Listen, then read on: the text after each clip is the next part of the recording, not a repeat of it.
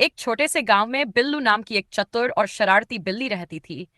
उसका सुनहरा फर और चमकती हरी आंखें उसे बाकी बिल्लियों से अलग बनाती थीं। वह गांव के हर घर में घूमती, कभी किसी के आंगन में दूध पीती, तो कभी किसी के रसोई से मछली चुरा लेती।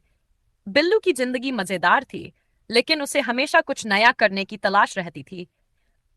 एक दिन जब वह गांव के किनारे बड़े पीपल के पेड़ के नीचे बैठी थी, तो उसने सुना कि कुछ लोग शहर की बातें कर रहे थे।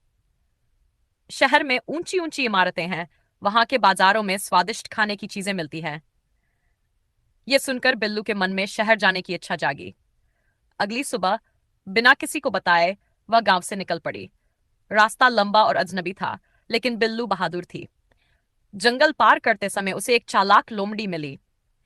लोमड़ी ने उसे बहलाने की कोशिश की। बिल्लू, तुम कहाँ जा रही हो? मेरे साथ रहो, मैं तुम्हें स्वादिष्ट भोजन दूंगी। लेकिन बिल्लू समझदार थी। वह उसकी चिकनी चुपड़ी बातों में नहीं आई और तेजी से भाग गई। आखिरकार वह शहर पहुंची।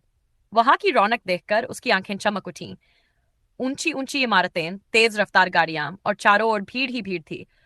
वह एक होटल में घुसी, जहां स्वादिष्ट मछलियां रखी थीं।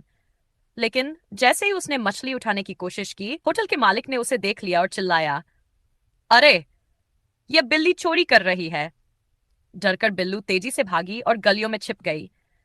शहर की चकाचौंध में उसे गांव की सादगी और अपने दोस्तों की याद आई। उसने सोचा, गांव में कोई मुझे भगाता नहीं, वहां के लोग मुझसे प्यार करते हैं।